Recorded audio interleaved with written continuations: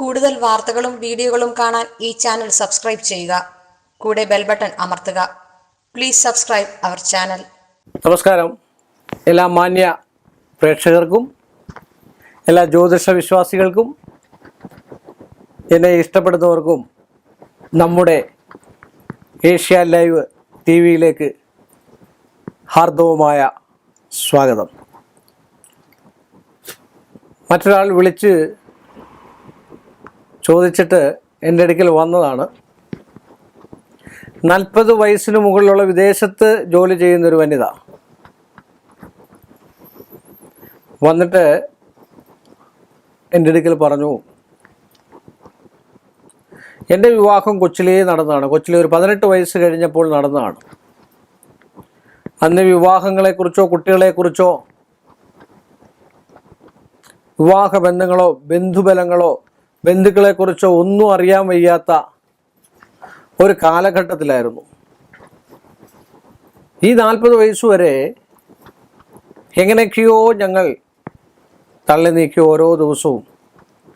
എന്നാൽ അവർ തമ്മിൽ ഇഷ്ടമുണ്ട്, സ്നേഹമുണ്ടൊക്കെ ഉണ്ട്. പക്ഷേങ്കിൽ സ്നേഹം പുറത്ത് കാണിക്കാൻ ഭർത്താവിന് അറിയില്ല. അങ്ങനെയുള്ള ഒരുപാട് പുരുഷന്മാരും സ്നേഹം പുറത്ത് കാണിക്കാൻ അറിയാൻ വയ്യാത്ത സ്ത്രീകളും ഒക്കെ ഉണ്ട്. അപ്പോൾ ആ സ്ത്രീ എൻ്റെ അടുക്ക് പറഞ്ഞു, ഇപ്പോഴും ഞാൻ സ്നേഹം കൊതിക്കുന്നു. ആ സ്ത്രീയെ സന്താനങ്ങളുടെ മുമ്പിൽ വെച്ച് പോലും വളരെ അന്നത്തെ കാലയളവ് 18 വയസ്സിൻ്റെ ആയിട്ടുള്ള അർഹിക്കുന്നതായിട്ടുള്ള കൊച്ചുകുട്ടിയതായിട്ടുള്ള വിഷയത്തിൽ അവരെ വഴക്ക് പറയുകയും 10, 22, 23 വയസ്സുള്ള കുട്ടികളുണ്ട്. അവർ പോലും ഈ അമ്മയെ അല്ലെങ്കിൽ 40 വയസ്സുള്ള സ്ത്രീയെ അംഗീകരിക്കാത്തുള്ളൊരവസ്ഥാന്തരം വന്നു. പറഞ്ഞു, ഒരുപാട് അവർ കരഞ്ഞു. ഇപ്പോഴും എനിക്ക് ഇഷ്ടം, സ്നേഹം ഒരു ടീനേജിൻ്റെ ഇതാണ് എനിക്ക്. ഇപ്പോഴും എൻ്റെ ഭർത്താവ് എന്നെ ഒന്നും വേണ്ട, മറ്റൊന്നും വേണ്ട, എന്നെ ഒന്ന് അംഗീകരിക്കുമോ, അല്ലെ എൻ്റെ അഭിപ്രായങ്ങൾക്ക് ഒരു വില നൽകുകയോ ഒക്കെ ചെയ്തെന്ന് പറഞ്ഞാൽ എൻ്റെ കുടുംബജീവിതം സന്തോഷമാണ്. എല്ലാവരും മിക്കവാറും ഉള്ള സ്ത്രീകൾക്കാണെങ്കിലും പുരുഷന്മാർക്കാണെങ്കിലും മാക്സിമം ഞാൻ കണ്ടുവന്നിട്ടുള്ളതൊക്കെ ഒരു ടീനേജ് ഇഷ്ടവും പ്രണയവും സ്നേഹവും ഒക്കെയുള്ള ആൾക്കാരായിട്ടാണ് ഞാൻ കാണുന്നത്. കാരണം അവർക്ക് 2 കുട്ടികളൊക്കെ ആയി, അവരുടെയൊക്കെ കാര്യങ്ങളൊക്കെ നടന്നു. അത് കഴിഞ്ഞിട്ടായിരിക്കും അവരുടെ കാര്യങ്ങളൊക്കെ തീരുമാനിക്കുന്നത്. ആ സമയത്ത് അവർക്ക് മറ്റ് ചിന്താഗതികളോ മറ്റ് കാര്യങ്ങളോ ഒന്നുമില്ല. അപ്പോൾ അവർ ഭർത്താവിൽ നിന്ന് അല്ലെ പുരുഷനിൽ നിന്ന് ഒരു സ്നേഹമൊക്കെ കൊതിക്കുന്ന ആൾക്കാരായിരിക്കും സ്ത്രീകൾ. അതുപോലെ പുരുഷനും അതുപോലാണ്. അതാണല്ലോ പഴയ ആൾക്കാരൊക്കെ പറയുന്നത്, പ്രായം ചെല്ലുന്നതോറും കൊച്ചുകുട്ടികളുടെ സ്വഭാവമാണ് എന്നുള്ളൊരവസ്ഥാന്തരം ഉണ്ടാകുന്നുണ്ട്. അതാരുടെയും കുഴപ്പമില്ല. മിക്കവാറുമുള്ള ജാതകങ്ങളിലും മിക്കവാറുമുള്ള ഗ്രഹനിലകളും ഒക്കെ പരീക്ഷിച്ച് നോക്കിയാൽ നമുക്കറിയാം, ഒരു 40 വയസ്സ് കഴിഞ്ഞ് കഴിഞ്ഞാൽ പിന്നെ ചില ആൾക്കാരൊക്കെ അത് മനസ്സിലുള്ളിൽ ഒതുക്കി അങ്ങ് ജീവിക്കുന്നു എന്ന് മാത്രമേ ഉള്ളൂ. സംശയമില്ലാത്ത കാര്യമാണ്. തുറന്ന് പറയുന്നവർ വളരെയധികം റെയറാണ്. ഇത്രയും വിദേശത്ത് നിന്ന് വന്നിരിക്കുന്നതായിട്ടുള്ള വനിത അത് പറഞ്ഞപ്പോൾ അവർ പറഞ്ഞതെന്താ, അപ്പോൾ അവസാന കാലഘട്ടത്തിലും സുഖവും സന്തോഷത്തോടും കൂടി മരണത്തെ വരിക്കണമെന്നാണ് അവർ ഉദ്ദേശിക്കുന്നത്. അങ്ങനെ തന്നെ അവർ പറഞ്ഞു. ഇനിയെങ്കിലും ജീവിതകാലം മൊത്തം എനിക്ക് സ്നേഹത്തോടും ഇഷ്ടത്തോടും, ഇന്ന് വരെ പ്രാരാബ്ധങ്ങളും 18ാമത്തെ വയസ്സിൽ വിവാഹം കഴിഞ്ഞ് പ്രാരാബ്ധങ്ങളും കഷ്ടപ്പാടുകളും ഒക്കെ അനുഭവിച്ചാണ് ജീവിതത്തിൽ കൂടെ വന്നേ. അന്ന് സ്നേഹം എന്താണെന്നോ ഇഷ്ടം എന്താണെന്നോ എല്ലാം അതിൻ്റെ ആയിട്ട് വഴിക്ക് 2 കുട്ടികളുമായി എന്ന് പറഞ്ഞിട്ടിരിക്കുന്നതായിട്ടുള്ളൊരു സ്ത്രീ, ഭർത്താവാണേലും ഭാര്യയാണേലും സ്നേഹം പ്രകടിപ്പിക്കാനുള്ളതാണ്, ഇഷ്ടം പ്രകടിപ്പിക്കാനുള്ളതാണ്. ഭഗവാന്മാർ പറഞ്ഞിട്ടുണ്ട് പോലുമുണ്ട്, ഒരു പദ്യത്തിൽ പോലുമുണ്ട്, ഭാര്യയെ പട്ടിണിക്കിടുന്ന നരൻ പരമഭക്തനാണെങ്കിലും ഗതിയുണ്ടാവില്ല. നിങ്ങളൊക്കെ കേട്ടിട്ടുണ്ടാവും. ഭാര്യയെ പട്ടിണിക്കിടുന്ന നരൻ അത് എല്ലാ അർത്ഥത്തിലുമാണ് അദ്ദേഹം എഴുതിയിരിക്കുന്നത്. എത്ര പരമഭക്തനാണെങ്കിലും, എത്ര ഈശ്വര വിശ്വാസിയാണെങ്കിലും, എത്ര ഈശ്വരനോട് യോജിച്ചിരിക്കുന്ന ആളാണെങ്കിലും ഗതിയുണ്ടാവില്ല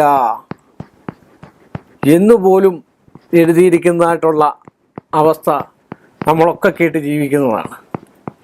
അപ്പോൾ അതുകൊണ്ട് എല്ലാ കാലഘട്ടത്തിലും ഭാര്യാഭർത്താക്കന്മാർ പ്രായമായി എന്നുള്ളൊരു സങ്കല്പം നമ്മുടെ മനസ്സിൽ മാത്രമേ ഉള്ളൂ. ആ പ്രായത്തിൽ നമുക്ക് ഇഷ്ടം സ്നേഹമൊക്കെ ഭാര്യയോടും ഭർത്താക്കന്മാർ നമ്മളിൽ എന്നും സന്തോഷമായി, എന്നാലേ അവരുടെ കുട്ടികൾക്ക് സന്തോഷം ഉണ്ടാവുള്ളൂ. അവർ തമ്മിൽ അന്യോന്യം പരസ്പരമായിട്ടുള്ള ഒരു അഭിപ്രായത്തിൽ ഒന്നിച്ചു പോവുക, ഒന്നിച്ച് സ്നേഹത്തോട് പോവുക. എന്തൊരു നല്ല കുടുംബമായിരിക്കും അത്. ഭാര്യ പറയുന്ന ഭർത്താവ് അംഗീകരിക്കുക, ഭർത്താവ് പറയുന്ന ഭാര്യ അംഗീകരിക്കുക. സ്ത്രീ പറഞ്ഞ ജോലിയെല്ലാം കഴിഞ്ഞ് ഇങ്ങോട്ട് വരും. കുട്ടികളെ ഭയങ്കര ഇഷ്ടമാണെന്ന് പറഞ്ഞു. പക്ഷേ എന്നെയോ, ഞാൻ എന്തു പറഞ്ഞാലും, ഞാൻ എന്ത് കൂട്ടാനുണ്ടാക്കി കൊടുത്താലും ഒന്നിയിൽ അതിലൊരു കുറ്റം കണ്ടുപിടിക്കുക, ഒന്ന് കൂടെ പുറത്തു പോകാൻ അന്നേരം ആ ധാർഢ്യതയാണ് കാണിക്കുന്നത്. ഒരു സ്നേഹത്തോട് ഇടപെടുകയോ ഒന്നിച്ച് മുട്ടിയൊരുമി പോവുകയോ ഒന്നും ചെയ്യാറില്ല. എത്ര പ്രായമായാലും സ്നേഹവും ഇഷ്ടവും ഭാര്യാഭർത്തൃബന്ധം ദൃഢമായിരിക്കണമെന്നാണ് എൻ്റെ അഭിപ്രായം.